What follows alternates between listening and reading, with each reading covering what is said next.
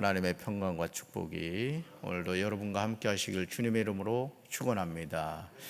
오늘 디모데후서 1장 1절부터 18절까지 말씀으로 성령으로 사명을 지키라, 성령으로 사명을 지키라, 이런 제목으로 말씀의 은혜를 나누고자 합니다. 주님의 일은 어느 소수의 사람이 할 수 있는 것이 아닙니다.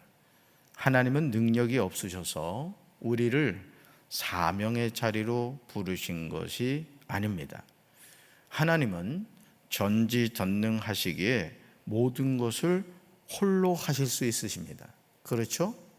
태초에 하나님이 천지를 창조하실 때 여러분 흙이라도 하나 나르신 분 계십니까? 우리는 아무 일도 하지 않았죠. 하나님이 모든 것을 다 하셨습니다. 그럼에도 연약한 우리를 부르셔서 합력함으로 주님의 큰 일을 감당하게 하시죠. 그러므로 주님의 몸된 교회 안에서 우리는 동력의 비결을 알아야 됩니다.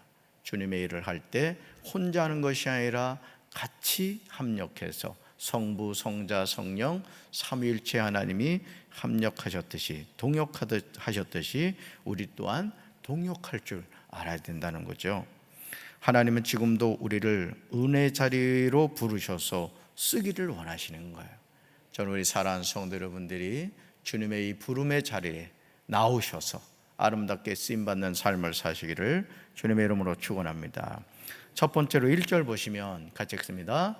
하나님의 뜻으로 그리스도 예수 안에 있는 생명의 약속대로 사도가 되었습니다. 아멘. 바울의 서신 서두에서 항상 나오는 내용이 있다면 그것은 부르심에 대한 분명한 고백이에요. 그래서 여러분 바울의 서신을 이렇게 펼쳐서 읽을 때마다 바울은 항상 나를 불러주신 분이 누구다, 이걸 아주 분명하게 고백하고 있는 것을 보게 되죠. 오늘 저와 여러분도 신앙의 여정에서 이 부르심에 대한 고백이 분명하지 않으면 우리는 고난과 역경 앞에서 넘어지고 말 것입니다. 나를 누가 불러주셨느냐? 아무것도 지금 보이지 않아요. 상황은 점점 어려워져요. 그럼에도 불구하고 우리가 다시 신발끈을 잡아매고 다시 엎어진 자리에서 일어날 수 있는 게 뭐냐? 나를 불러주신 분이 계시다. 그분이 바로 하나님이신 줄로 믿습니다. 이 고백을 회복해야 되는 거예요. 근데 참 안타까운 것은 이 주님의 일을 하다가 그냥 꼬꾸라져 가지고, 그것도 왜 꼬꾸라져요? 사람 때문에, 말 때문에, 또 어떤 일 때문에 그냥 거기서 엎어져 가지고 나 이제 죽었다 이거야. 여러분 누가 불러주셨다고요? 아유, 어찌 대답이 이렇지 않잖아요. 누가 불러줬다고요? 그럼 엎어져 있을 거예요? 일어날 거예요? 일어나시기 바래요. 네, 일어나야 돼요. 나를 불러주신 분이 하나님인데 왜 그냥 엎어져서 그냥 그것만 묵상하냐 이거예요. 나 상처받았다 이거야. 우뚝하겠다는 거예요. 그래서 다시 일어나야죠. 아멘. 바울은요, 자신이 그리스도 예수의 사도가 된 이유를 두 가지로 말해요. 두 가지로. 첫째, 하나님의 뜻으로 말미암았다. 따르다. 하나님의 뜻으로 말미암았다. 아멘. 둘째, 그리스도 예수 안에 있는 생명의 약속대로 되었다. 아멘. 자신이 그리스도 예수의 사도가 된 이유가 하나님의 뜻으로 말미암았다 이거예요. 저도 이런 목회를 하면서 이 고백이 없으면 못합니다. 하나님이 나를 불러주셨다. 하나님의 뜻으로 되었다. 그러니까 어떻게 해서든지 하나님 마음에 합한 목사가 되려고 최선을 다하는 거예요. 여러분도 그렇게 되시기 바랍니다. 주님의 일을 함에서 이 고백이 정말 중요합니다. 누가 나를 불러주셨는가? 바로 아는 사람은 삶에 임하는 자세가 달라집니다. 어떤 일이 자신에게 주어졌을 때 충성도가 달라져요. 월요일 날 빨간 날이었잖아요. 대체공휴일이 있어요. 그날도 우리 장로님들 몇 분하고 권사님들 이렇게 같이 나오셔서 비전센터 1층에 있는 그 창문 바깥으로 있던 코팅그 벗겨내는 일을 했습니다. 이게 쉬운 일이 아니거든요. 참 그 일을 하는 모습을 보면서 우리 교회가 하나하나 이렇게 변화되는 것을 제가 느낄 수가 있었어요. 묵은 때는 벗겨내야 될 줄로 믿습니다. 할렐루야. 충성도가 다르다 이게. 저는 강경제 있게 모든 성도가 나를 불러주신 분이 여호와 하나님이심을 분명히 깨닫고 살게 되길 주님의 이름으로 축원합니다. 따라서 나를 불러주신 분이 하나님이십니다. 아멘. 사랑하는 성도 여러분, 기억하시기 바라요. 저와 여러분이 오늘 하루를 사는 이유는 나 자신에게 있지 않아요. 그러니까 여러분, 이제부터는 이렇게 한번 여러분 생각을 바꿔보세요. 오늘 내가 사는 이유는 그냥 내가 목숨이 붙어 있어서, 내가 건강관리를 잘해서, 내가 아직 죽을 때가 안 돼서 산다, 이렇게 생각하지 마시고 하나님이 오늘 하루 더 연장시켜 주셨구나. 이유는 뭐예요? 주님의 일을 하라고. 아멘. 그러면 이제 직장 다 때려치고 그냥 교회 와 있으란 얘기냐? 아니에요. 여러분 직장 생활을 하면서도 이 일을 주님이 나에게 맡겨주셨다. 예를 들어 공무원이다. 그럼 공무원 일을 하면서도 그냥 퇴근 시간만 기다리는 것이 아니라 내가 이 조국 대한민국을 위하여 부름받은 공무원이다. 이런 마음을 가지고 그 일에 최선을 다해보세요. 하나님 기뻐하실 줄로 믿습니다. 자, 나를 불러주신 아버지 하나님께 있는 것이죠. 이런 사람에게 하나님 아버지와 그리스도 예수 우리 주께로부터 은혜와 긍휼과 평강이 넘치게 되는 거예요. 그러니까 여러분, 우리가 나를 불러주신 분이 누군가를 알게 되면 은혜와 평강과 긍휼이 넘치는 삶을 살게 되는 거예요. 이런 은혜가 함께 하시길 주님의 이름으로 축원합니다. 자, 두 번째 7절이에요. 같이 읽습니다. 하나님이 우리에게 주신 것은 두려워하는 마음이 아님을 알고 살아야 합니다. 아멘. 바울은 3절, 4절, 5절에서 영적인 아들 디모데에게 자신의 솔직한 심정을 고백합니다. 특히 3절과 4절을 보시면 영적인 아비의 마음이 나와요. 같이 읽습니다. 내가 밤낮 간구하는 가운데 쉬지 않고 너를 생각하여 청결한 양심으로 조상적부터 섬겨오는 하나님께 감사하고 내 눈물을 생각하여 너 보기를 원함은 내 기쁨이 가득하게 하려 함이니. 아멘. 바울은 영적인 아비로서 영적인 아들 디모데를 위하여 밤낮 간구하는 가운데 쉬지 않고 생각한다고 말합니다. 그렇죠? 부모의 마음은 항상 자녀에게 있잖아요. 자녀가 타지에 가 있으면 이 녀석이 오늘 아침은 먹었는지, 또 직장 가서 생활은 잘했는지, 별일은 없는지, 그 마음이 있잖아요. 지금 영적인 아비로서 바울은 바로 영적인 아들 디모데에게 밤낮 간구하는 가운데 쉬지 않고 생각한다는 거죠. 저는 저와 여러분의 관계가 바울과 디모데처럼 되기를 기도합니다. 담임 목사가 성도 여러분을 위하여 밤낮 기도하는 가운데 쉬지 않고 생각을 하는 그런 관계 말이죠. 어제도 이렇게 아침에 전은배 권사님이 전화를 주셨더라고요. 목소리가 막 힘이 있어요. 수술이 잘 됐다는 거예요. 그 여러분, 참 그런 관계적인 게 중요하거든요. 여러분들도 어떤 살아가시면서 뜻하지 않은 일들이 있으시잖아요. 그러면 입 싹 닦지 말고 그게 기쁜 일이든 어려운 일이든 항상 이렇게 연락하세요. 목사님 좀 기도해 주세요. 제가 수술 받습니다. 또 이런 일이 있습니다. 그렇다고 새벽 1, 2시에 전화하지 말고. 그래서 담임 목사의 마음속에 여러분을 향한 기도가 있고 또 그런 감사가 있는 그런 관계가 되어야 될 줄로 믿습니다. 바울은 자신이 조상들을 본받아 깨끗한 양심으로 하나님을 섬긴다고 고백합니다. 또한 디모데의 눈물을 기억하면서 그를 보기를 원한다는 거죠. 디모데를 만나봄으로 바울은 기쁨이 충만해지고 싶다고 이야기하고 있어요.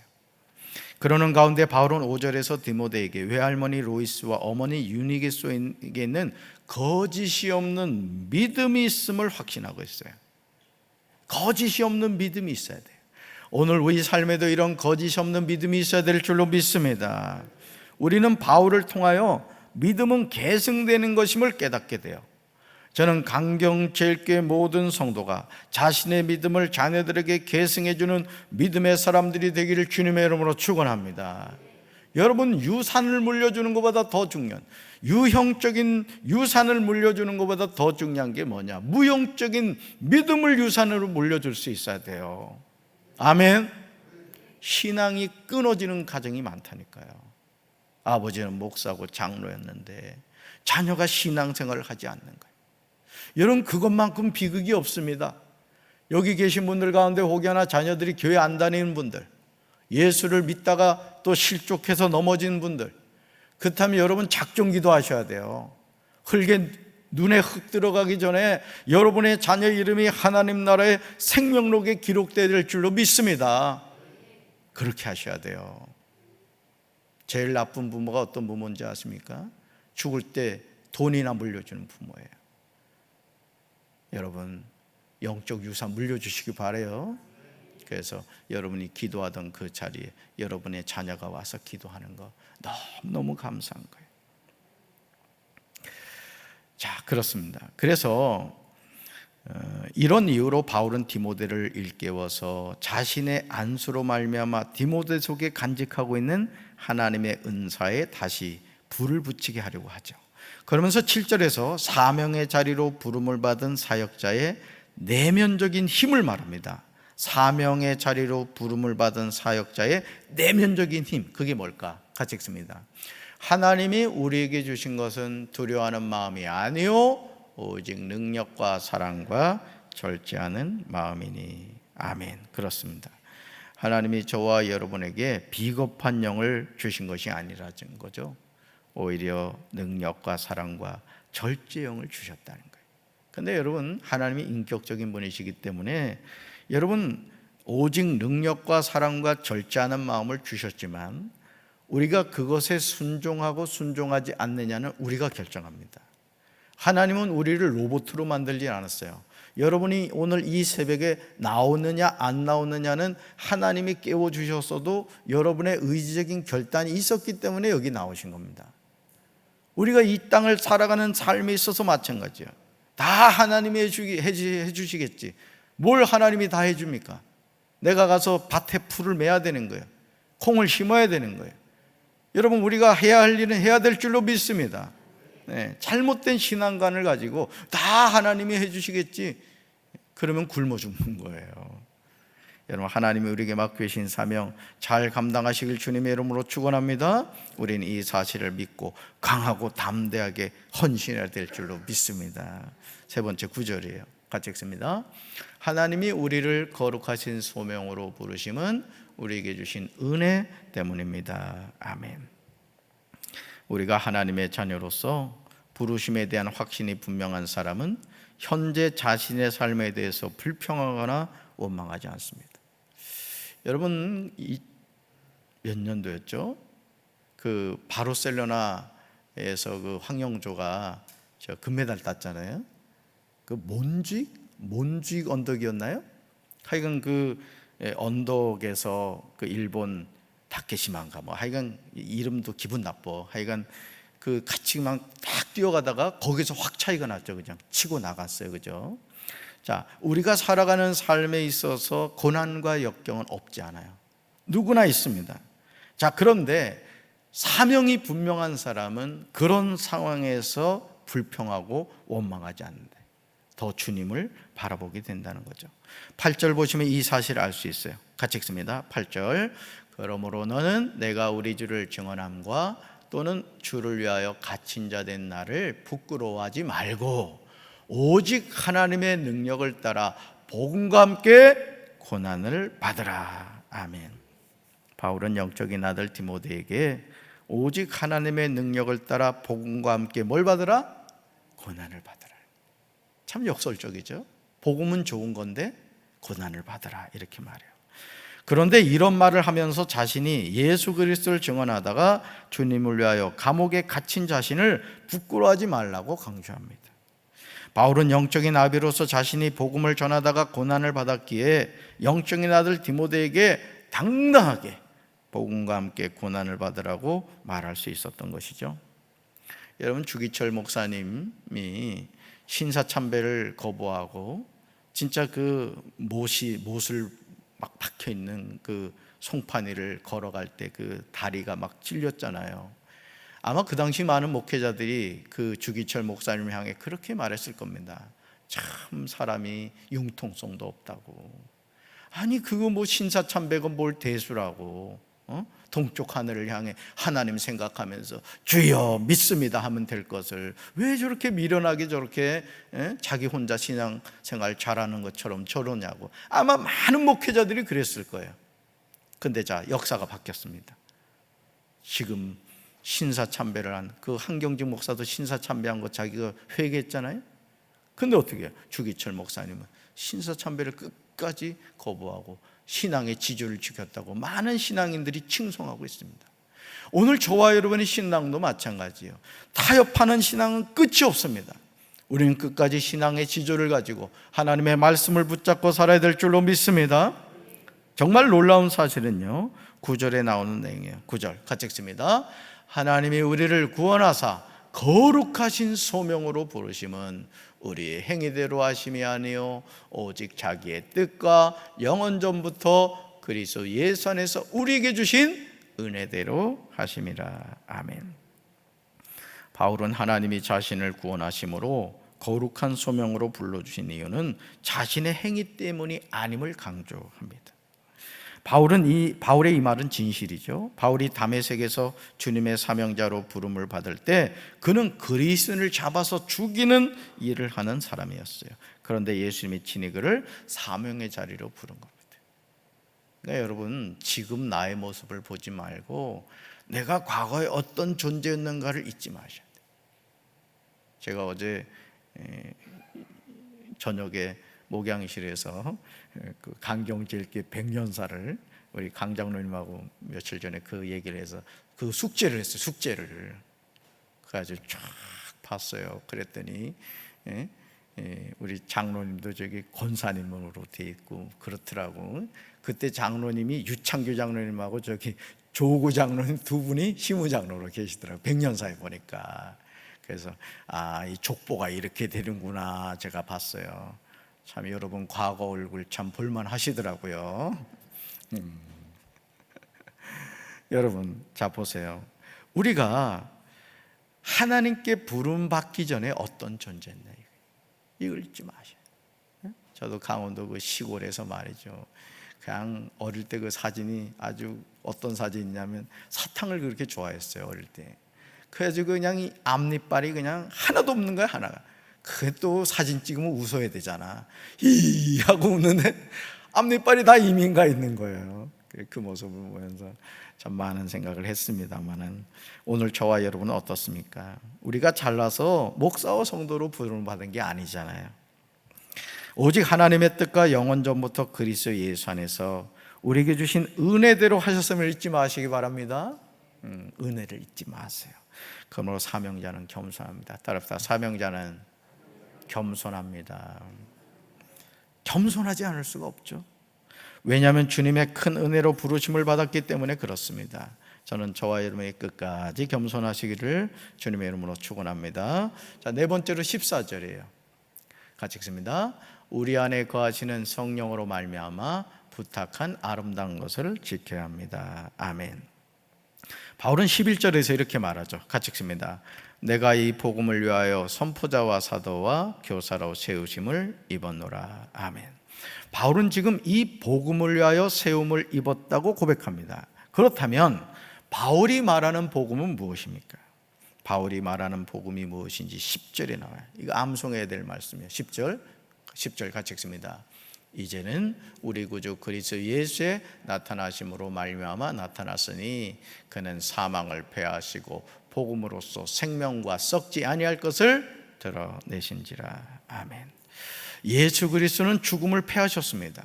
복음으로 생명과 썩지 않음을 환히 보이셨습니다. 바울은 이 복음을 전하는 선포자와 사도와 교사로 세움을 입었습니다. 그러나 이 사명을 감당하는 가운데 고난을 피할 수 없음을 잊지 말아야 돼요.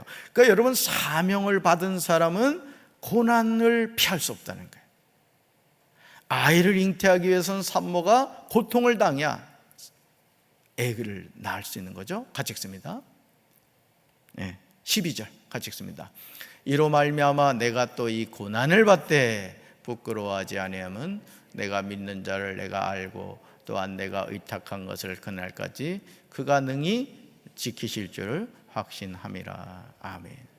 여러분, 산모가 산부인과 가서 애를 낳는데 세상에 남자 의사가 들어온 거예요. 어머 부끄러워.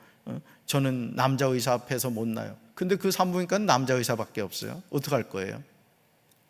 배가 아파봐요. 남자가 여자가 상관도 없다고. 얼른 애나 빼달라고 그랬지. 그러니까 여러분, 우리가 하나님의 사명을 감당할 때 뭘 받게 된다? 고난을 받게 된다. 그러나 그걸 부끄러워해야 된다? 부끄러워하지 말아야 된다? 부끄러워하지 말라는 거예요. 그러니까 여러분, 주님의 일을 한다는 것은 뭐냐? 고난당할 수밖에 없고 부끄러움을 당할 수가 있다는 거예요. 그럴 때 우리는 나를 불러주신 분이 누구인가를 잊지 말라는 거예요. 아멘. 그래서 사명을 감당하다 시험 들지 마세요. 사명을 감당하다가 시험 드는 것처럼 어리석은 게 없어. 이유는 한 가지야. 나를 불러주신 분이 누군가를 생각하지 않으면 시험 듭니다. 혹시 이 자리에 계신 분들 가운데 시험 드신 분이 있다면 이제는 떨치고 일어나게 되시기를 주님의 이름으로 축원합니다. 할렐루야. 보세요. 자, 생명의 약속대로 그리스도 예수의 사명자가 된 사람은 고난을 부끄러워하지 않아요. 이런 사실을 분명히 아는 사람은 13절과 14절에 지킴이 있습니다. 같이 읽습니다. 너는 그리스도 예수 안에 있는 믿음과 사랑으로서 내게 들은 바 바른 말을 본받아 지키고 우리 안에 거하신 성령으로 말미암아 내게 부탁한 아름다운 것을 지키라. 아멘. 여러분 기억하시기 바라요. 주님이 주신 사명은 우리 안에 거하신 성령님의 도움으로 감당합니다. 아멘. 우리 전사님들은 성령 충만해야 돼. 그리고 내가 어떤 부서의 장을 맡았다, 반드시 성령 충만해야 됩니다. 그럼 성도인 여러분은 안 받아도 됩니까? 아니에요. 우리는 성령에 취해서 어떤 일을 하든지 주님의 사명을 감당해야 될 줄로 믿습니다. 다섯 번째로 16절이에요. 같이 읽습니다. 주의 일꾼은 서로를 격려해주고 외적으로 나타난 모습에 실망하지 않습니다. 아멘.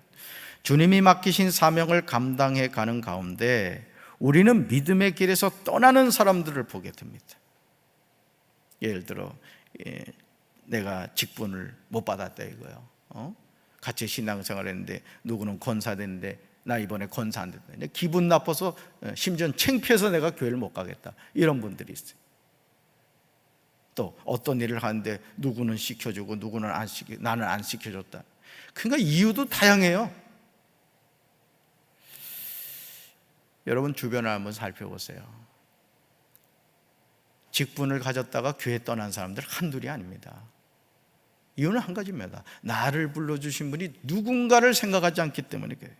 바울은 15절에서 이런 사실을 말하죠. 15절 같이 읽습니다. 아시아에 있는 모든 사람이 나를 버린 이 일을 내가 하나니 그 중에는 부겔로와 허모게네도 있느니라. 아멘. 바울은 지금 소아시아에 있는 사람이 모두 자신을 버렸음을 이야기해요. 그런데 그들 가운데 부겔로와 허모게네가 들어있습니다. 정말 안타깝게 느껴지지 않습니까? 하지만 바울을 버린 부겔로와 허모게네와 달리 오네시보로는 달랐다는 거예요. 자, 16절과 17절 같이 읽습니다. 원하건대 주께서 오네시보로의 집에 긍휼을 베푸시옵소서. 그가 나를 자주 격려해주고 내가 사슬에 매인 것을 부끄러워하지 아니하고 로마에 있을 때 나를 부지런히 찾아와 만났습니다. 아멘. 바울은 오네시보로의 가족에게 주님이 은혜 베푸시기를 기도해요. 왜냐하면 오네시보로는 여러 번 감옥에 있던 바울을 찾아서 격려해 주었던 거예요. 여러분 목회자도 이렇게 사역을 감당하다 보면 지칠 때가 있거든요. 그때 격려해 주셔야 됩니다. 아멘. 여러분들 특별히 우리 교회학교 세 분의 전도사님들 계신데 우리 부장님들은 우리 전도사님들 정말 격려해 주셔야 돼요. 조용히 불러서 좀 밥도 사주고 만난 거 있으면 좀 이렇게 좀 자꾸 격려해 주셔야 돼. 전도사님 잘하고 계세요. 왜냐하면 목회자는 알거든요. 저도 이렇게 말씀을 전하고 나면 죄송합니다. 아유 오늘은 죽 썼구나. 그 죽은 그래도 먹을만 하죠. 바싹 태웠구나, 막 이렇게 느껴질 때가 있어요, 제 스스로. 그러면서 막 자괴감이 느껴져요. 야, 너도 목사냐, 좀 말씀 똑바로 전해라, 막 이런 자신을 향한 막 자책이 될 때가 있습니다. 그런데 그럴 때 지나가는 말이라도 침 딱 바르고 말이죠, 목사님 은혜 받았어요 하면 괜히 그랬나 막 헷갈리기 시작하는 거야.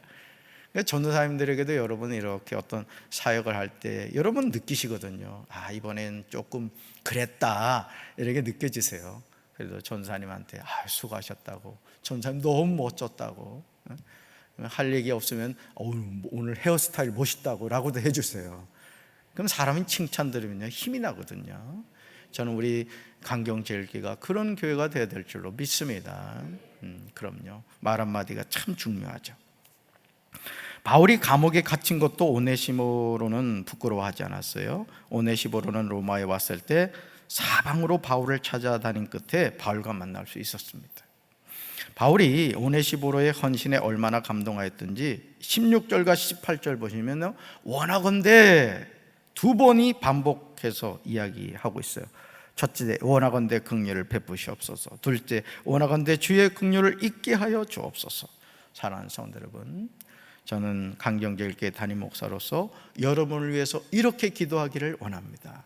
여러분이 하나님의 긍휼을 힘입고 하나님의 긍휼이 저와 여러분의 삶에 늘 함께 하시기를 주님의 이름으로 축원합니다. 나를 불러주시면이 누구라고요? 그러면 엎어져 있을 거예요? 다시 일어나시기 바랍니다. 손 놓고 있을 거예요? 다시 힘을 내서 주님의 몸된 교회, 주신 사명 잘 감당하는 우리 사랑하는 성도들 되기를 주님의 이름으로 축원합니다. 가슴에 손 얹겠습니다. 하나님 아버지, 부겔러와 허모게네는 바울을 떠났습니다. 그러나 오네시모로는 끝까지 바울을 챙겼습니다. 오늘 우리가 주님의 일을 하면서 나를 불러주신 분이 누구인가를 생각하지 않고 고난 앞에서 엎어져서 그 엎어진 것에 묵상하며 살아가고 있지 않습니까? 다시 일어나게 하옵소서. 나를 불러주신 분이 하나님이시고 나에게 사명 주셨음을 기억하며 그 사명을 믿음으로 잘 감당할 수 있도록 주여 도와 주시옵소서. 믿음의 길에서 떠난 성도들 많습니다. 우리가 그들을 찾아가서 다시 권면하여 주님 전으로 이끌 수 있는 하나님의 사명자들 되게 하여 주옵소서. 예수님의 이름으로 간절히 기도합니다. 아멘.